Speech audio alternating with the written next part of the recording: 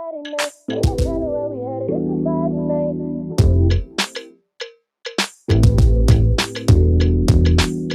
What we doing? Are we stepping? Yo, what's up, YouTube? Back at it again. You know what we do on this channel. We talk prospects. And if you like talking prospects like we like talking prospects, make sure you hit that subscription button, subscribe to the channel, click on the bell so that you'll be notified whenever we put up an upload. And without further ado, let's go ahead and get into the installment. All right, guys, we're going to talk about the draft. And we're going to talk about the draft in a way that kind of gives you a little bit more emphasis on understanding, studying film, putting the hours in and watching some of these players. Because sometimes the media gets it wrong. Sometimes we as fans or YouTube GMs or whatever you want to call us, you know, those that do prospect videos, we don't always get it right. And sometimes, you know, when you don't get it right, you have to be able to own up to it, because none of us really know how these players are going to pan out until they suit up on Sunday. That is always my number one thing. You don't know what a player is going to look like until they suit up on Sundays. Now in college, yeah, they did this and they did that and they were a dog. But now you have to be able to translate that game into the NFL, and hopefully, you know what I'm saying, you'll come on top. If you don't come on top, normally you'll be out of the league really, really fast. But at the end of the day, man, I like to bring you prospects that you guys have probably never heard of, or guys that you don't really put your attention on. Most of us, when we look at prospects, we only look at the first round of guys, or we look at the second round of guys, and we completely stop right there. But you have to understand, you just can't look at the tree. You have to look at the whole entire forest, because there's so many draft prospects coming into the league. You know, I think over 400 plus prospects come into the league every year. So I want to talk about this kid right here, because I think he's not getting any attention, any notoriety or anything like that. And I haven't even heard anybody talk about this kid. But to me, in my opinion, and this is just my personal opinion, watching him on film, I know everybody has been talking about the other Penn State guy, Chop Robinson, but I think Adisa Isaac is better than Chop Robinson. Now, this is just my opinion from me looking at tape at Chop Robinson and then me looking at Adisa Isaac. Adisa Isaac is that dude. If you're looking for a guy that's under the radar, but a guy that plays with a high motor, then Adisa is that guy. I love this kid's film. Every time I saw him play, I saw him blowing up plays in the backfield. I saw him getting to the quarterback. This kid is nice. If he tests well in the combine, and if he even gets that opportunity to even go to the combine, this kid can be a steal in the draft. I know we're thinking about Chop Robinson, and you know that's what we've been fed.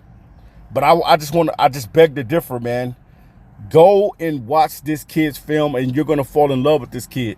Every year in the draft, you get a kid that comes into the draft or to the combine, and he blows up the combine. And some people consider that person a combine warrior, because, you know, pretty much you go in there, you test well, you do all the things perfect. You know, you run a 4.3, run a 4.4, especially if you're a big kid, and you run this stuff. But nobody really cares about that. The bottom line is the NFL scouts, or I should say the NFL in itself, only cares about producers.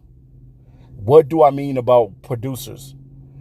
You can test well, you can do all these things well, but if you can't produce in the NFL, you can't go out and get sacks, you can't go out, create turnovers, you can't be a playmaker, you can't go out and score touchdowns, you can't do these things, the NFL doesn't care about how well you test. It cares about, on Sunday, will you produce? That's what it cares about. And I think a lot of people fail to recognize that, is that the biggest thing about testing well, that's a great thing. If I run a 4.3 or 4.4, okay, amazing. But just because I won a 4.3 or 4.4, that doesn't make me the man. You still have to go out there and put that 4.3 and 4.4 out there in the NFL. And you have to be able to produce, and you have to be able to play at a high level. Whether you're on special teams, whether you are, a rotational guy or you're a starter, you have to produce. If you don't produce, next thing you know, you're in the NFL for about three to 5 years and you're out of the league. So the number one thing when I look at these players is I look at, and they're given an opportunity to compete at the highest level, but at the same time, if they don't produce, they won't be there for long. I guess some people say the NFL stands for not for long, but it is what it is. But I kind of just wanted to give you guys a golden nugget in this video and just talk about nobody really cares about you being a combine warrior as much. What they care about is, can you produce on Sunday? If CJ Stroud doesn't go out and produce and put the numbers up that he put up out there, nobody's talking about CJ Stroud. Everybody will be giving him bad press and bad commentary. But because that kid went out there, performed well in the combine, and also performed on the field on Sundays, that is the reason why a lot of people are talking about CJ Stroud. Or whoever else, may produce, a Sam Laporta or Jahmyr Gibbs or whoever it may be. If you don't produce in the league will chew you up and spit you out. So I just wanted to give you guys that nugget. But I got a powerful prospect in Adisa Isaac. If you do not believe me, guys, go and watch Chop Robinson's film versus Adisa Isaac, and you come back in the comments section and you let me know, who do you think is going to be that dude in the NFL. Now, I'm not saying that Chop Robinson is not going to be the man in the NFL. I'm not going to say that. What I'm telling you is what I'm watching with my own eyes. As I watch Chop Robinson's film and I watch Adisa Isaac, to me, I think that Adisa Isaac is better. This kid is a straight up baller, and nobody knows about this guy. This is an under the radar guy that nobody's even talking about at pass rush. This dude is the real deal. Go check out his body of work. So Adisa Isaac stands at 6'4", 254 pounds.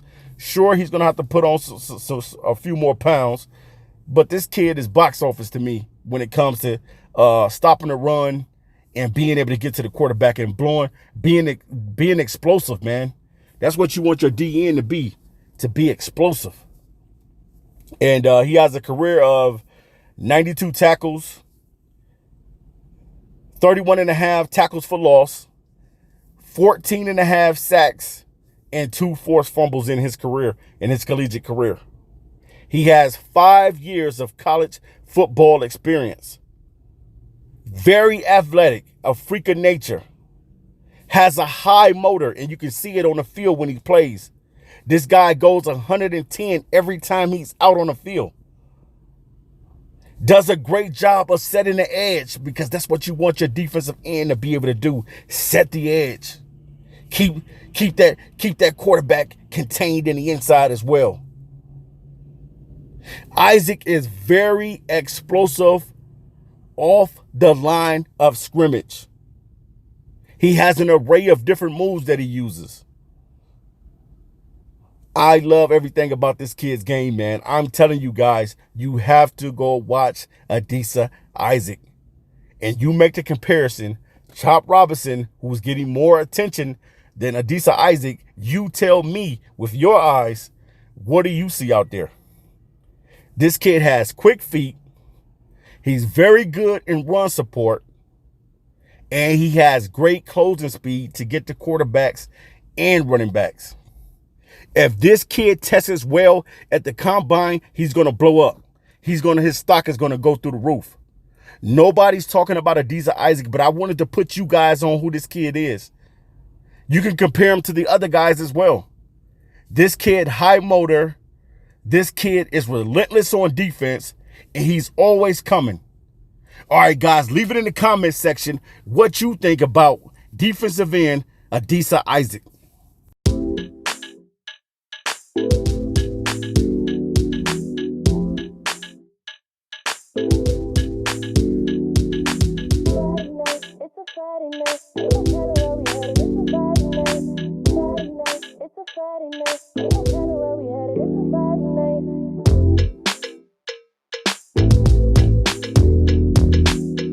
What we doing? Are we stepping out? Life's been too hard, we gon' make it count. I ain't mad at the world, I'm just living life. And if I came up out the bag, you know I pay the price. The night's too young, let's have some fun, let's paint the town. Let's shut it down, it's our time now. And I ain't going in till the sun come up.